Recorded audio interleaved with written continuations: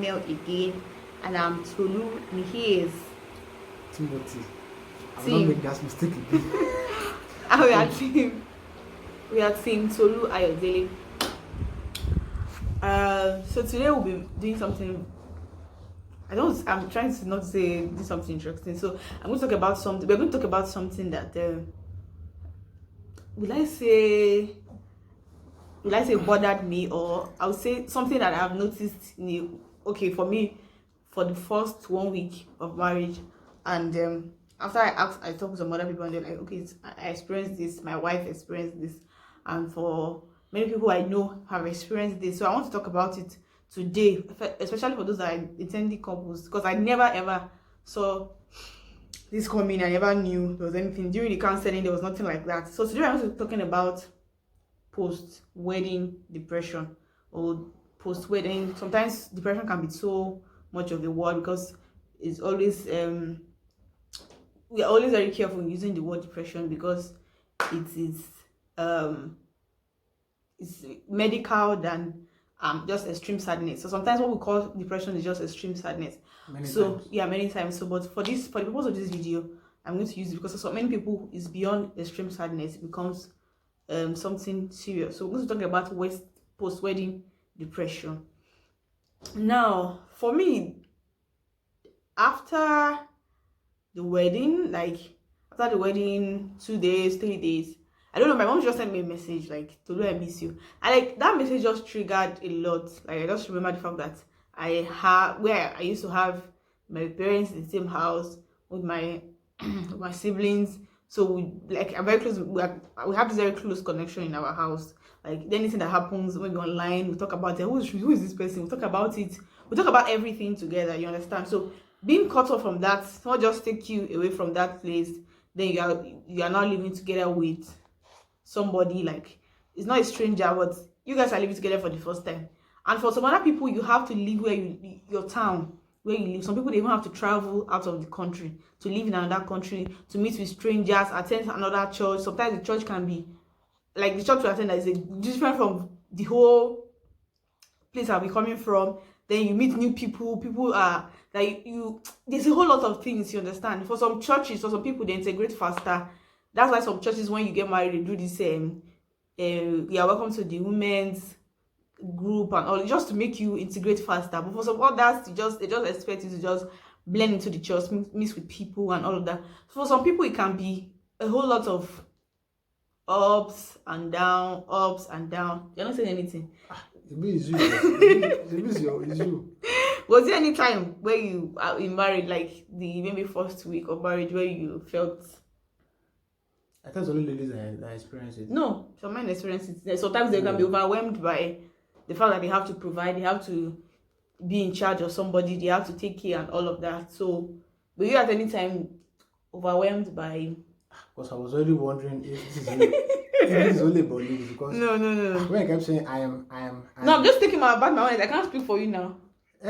But it goes both ways. And you have not told me your own before. I'm saying the one that I know. You understand? So that's what I'm asking you. Have you ever did you feel at any time overwhelmed, like felt intense sadness or depression, whatever? Well, I don't know. I think this thing of depression or intense sadness, I think sometimes can be very tricky. Okay. Because naturally, have you ever been depressed about anything? So I don't know. I don't think I will ever be depressed, and I've never been depressed, and I don't think I will ever be depressed. I don't think, doesn't mean I won't anyways, but I don't think I will ever be, given my nature. But truth is, the transition was not funny. I did not see it coming, actually. Let me not lie. I did not see it coming. Conversion time. Yeah, I've always thought that Tibi is marriage. Tibi is to start living with someone else. You get. So I overlooked it and stuff, but there were times I was like, really? Am I at this point now? You understand? Yeah, having to. Of course, I adapt quickly, but this was different. This is different. This is not temporary. This is permanent. And that was the turning point for me. So I compared with when I entered university. This change of environment, change of lifestyle, then everything now has consequences. from that time on. But I knew at the back of my mind, I should be 5 years, we'll be out. Did you get moving to Ibadan for NYC, you know? So it's incompatible with marriage. I mean, this is my realization now. So I was like, wow, this is for life. So I have to live with learning this person every day of my life. I have to be careful of what I say, what I do. You understand? There was even a point where I realized that I can't even do certain things despite being open-minded, even my wife being open-minded. You get, being a married man in this kind of age where everything is misunderstood and misconstrued. You have to be careful of what you do. You understand what I'm trying to say? Yeah. Some things you will do before and will be seen as normal. Because you are married, then you have a spotlight on you. I don't know, but I did not expect it. But it has happened to me sometimes. You get? So there's that pressure. Then the pressure of, actually, you cannot take this away from a guy. The pressure of providing, you cannot take it away. No matter how understanding the wife is, no matter how boxed up the wife is. So you understand? No matter how boxed up you yourself is, there's that pressure that, yes, we're okay today, tomorrow, I hope not. You understand? There's that pressure. You cannot take it. I don't know. And for many people, that's even the problem. That's the issue of aiming to provide. It's usually the problem for them. That's what they think. So they think about that, and it becomes an issue for some people. Some cannot handle it. You cannot handle that properly. It's a big deal. Then, truth is, actually, that's the source of many of my frustrations many times. Okay. Sometimes I just, well, you know those times now, that I will just go out of patience and stuff. It's from those kinds of frustration. The frustration of trying to put many things together. I'm a business person. I have 3 businesses I run. So there is a stress of getting each of them work. You understand? And there's a pressure of keeping the family together financially. Then that's just 2. Then many other things, that happens in life, other kinds of seemingly natural frustrations. You get shenanigans from other people, church, you get, and stuff like that. So family, extended family now, my former immediate family. So so that is the source of it. And it got to a point I realized that actually this is where it is coming from. You understand what I'm trying to say? So I had to somehow try to deal with them. But it is there even for guys. It is just that it is hardly talked about. Yeah. It is seemingly overlooked. Even these ones we're talking about, I've never had anybody say that I got married and I felt depressed and I felt sad. I've never had it. People just assume that you get married, you should be more happier. You're having lots of sex, you're on your own, blah blah blah. People assume that you should be happy. You should be even the transition from the honeymoon to real life. It's so a big deal. It's also a big deal. So you have this honeymoon, you're enjoying yourself. People give you are in a hotel or you're in a nice place, and you're relaxing. You're not cooking. Then you have to now transition to coming back. So for some people, they just got a house. They just say, let's just put a bed there. You understand? So so they just want to manage. You understand? Most people start manage. Some people start with 1 room. Some people start with a room and parlor and all of that. So all this pressure of, and the girl will be like, I know where I'm coming from. From where I'm coming from, all of that. I have my own to myself. I have this to myself. The whole pressure of having to adapt. Then people also expect some kind of behavior from you. Your people in your environment, they want you to dress a particular way. There's a whole lot of pressure. There's some people also waiting for you to get pregnant too. All those pressure, you understand? And everybody around you have an opinion. Yes. About what you should be doing. Yes. What you should not be doing. So all those so it can be overwhelming. And the thing is that it can happen to anybody. You don't have to lack for this to happen. I'm telling you, like, because I've talked about many angles that come from, not just from money. You understand? It's from different institutions that are around us that expect us to behave in a certain way, and sometimes it can be lonely. It can be a lonely way because if you're in a place where there are not married people too, if you belong to a place where you don't have a lot of married friends, you don't have a lot of married friends. As much as you have friends, there are many things they will not understand. You understand? There are many things. So it can also be a very, very lonely road because everybody expects that this family just started. And let's leave them to themselves. You understand? There's a place of giving them privacy, but at the same time, there's a place of network. Yeah, there's a place of. It's very important to. That's something I'm going to. It's very important to have couples young couples who are married, like that are your friends that you can talk to with same values. These things are not very. Yeah, Naturally, we are not so much of a friend kind of. We don't. yeah, I don't don't have so have many many friends. friends. You Yeah. understand? Now, so having to now say in that many friends, well, that was so many friends we don't have. Let's now find So people that are married. It's difficult. I remember one day we wanted to stay out. We didn't know where to go to. Like it was that bad. It Like was really bad. let's go. And we didn't want to go to a place we spend too much money. So we just wanted to go and see a friend, hang out. Because for me, I like. I of course I don't really like talking. But sometimes when I'm with people that I'm free with, I like to express myself. That's where you get to talk about things and all that. That's a deceitful part of my wife.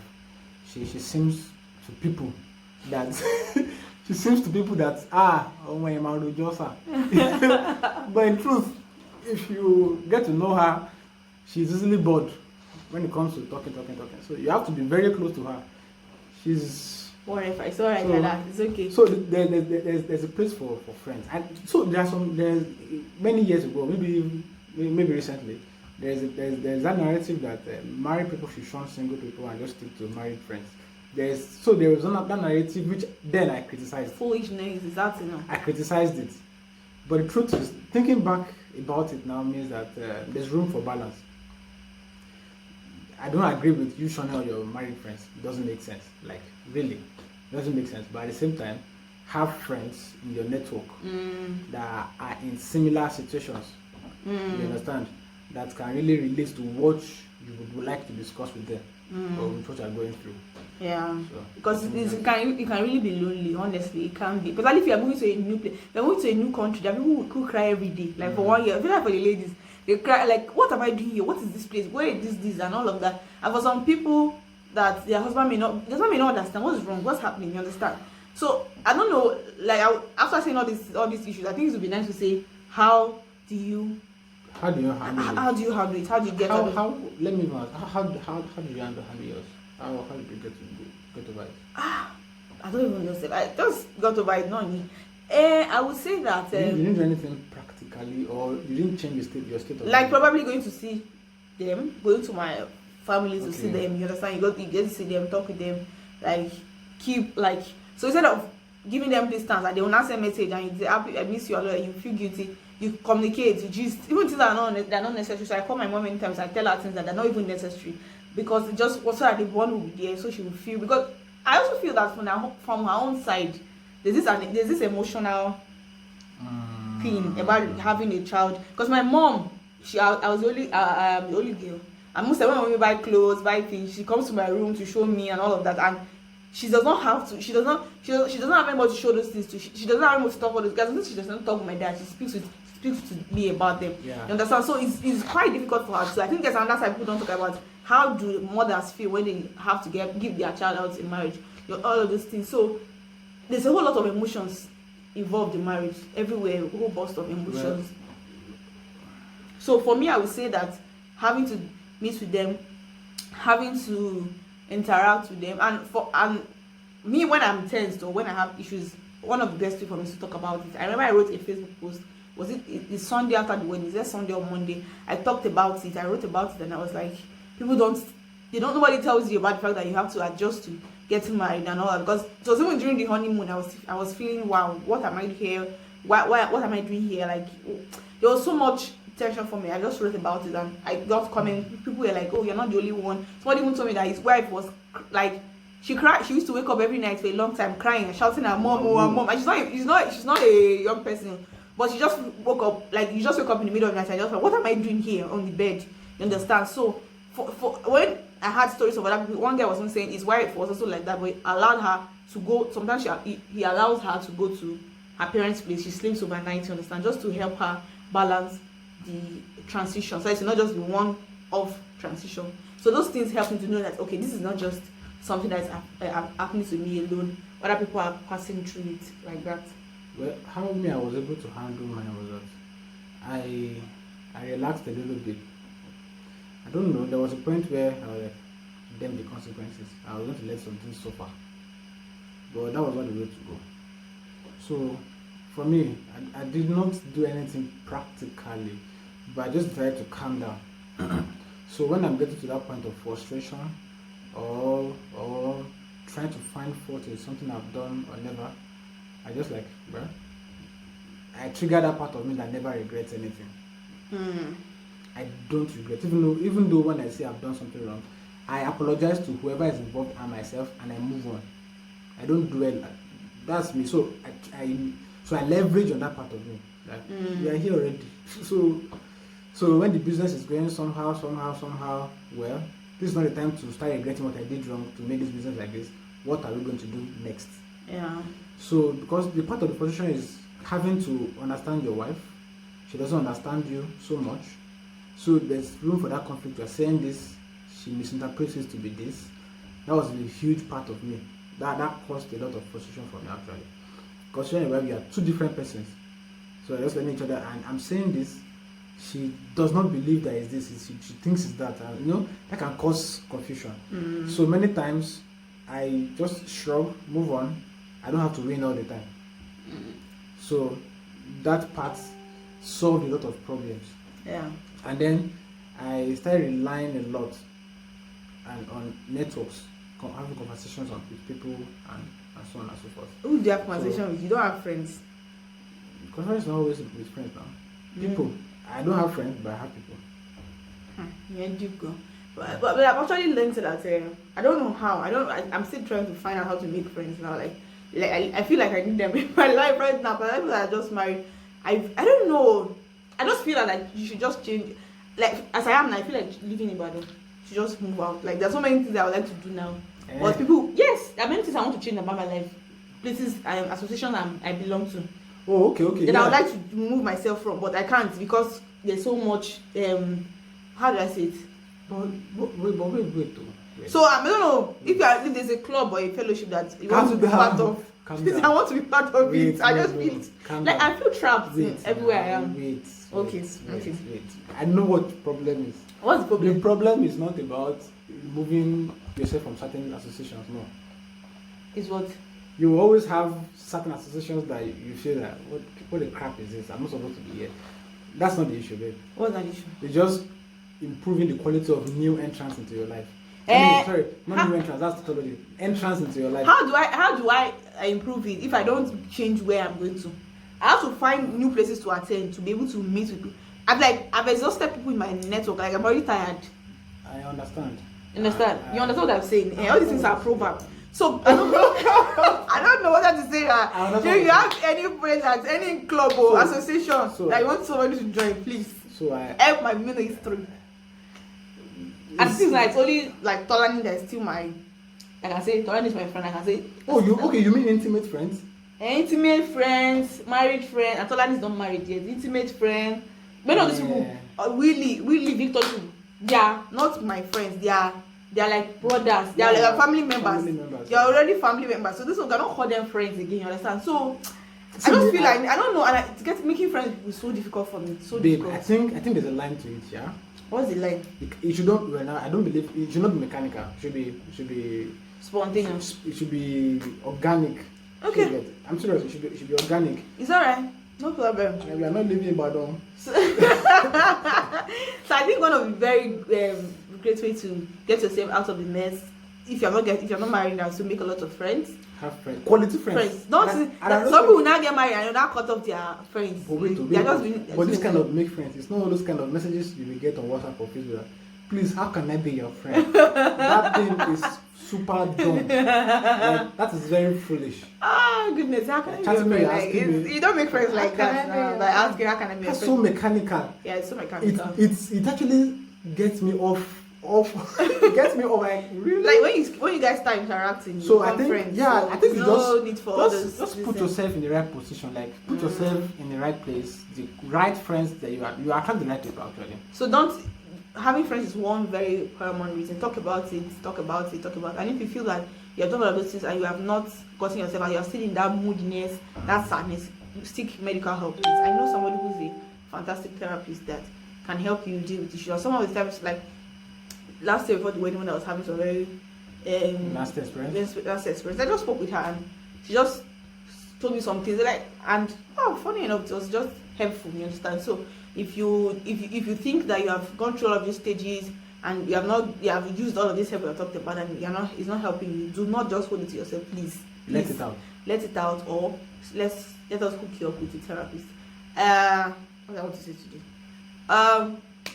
If you have topic that you want us to talk about, Comment it below. Yes, Or write us an write email. us. And if you have any, if you just got married, or you got married recently, or whenever you got married, you can tell us about your experience after marriage. Did you have the extreme sadness? Did you have did you have that difficulty in transiting from that Yeah. married to married? Did you have any issue? And how did you handle it? Yeah, how did you handle it? That would be very nice. We could make a video of it. Yeah. Let's know how you handle this, and it would make a lot of sense. So guys, we've come to the end of our episode today. Do not forget to subscribe, please. Help us enter 1K. Yes. In this month. God can do it, and God can use you, my brother. God can use you, my sister. Help us get to 1,000 subscribers in January. Thank you so much for watching. See ya. Bye. Don't forget to comment. Peace out.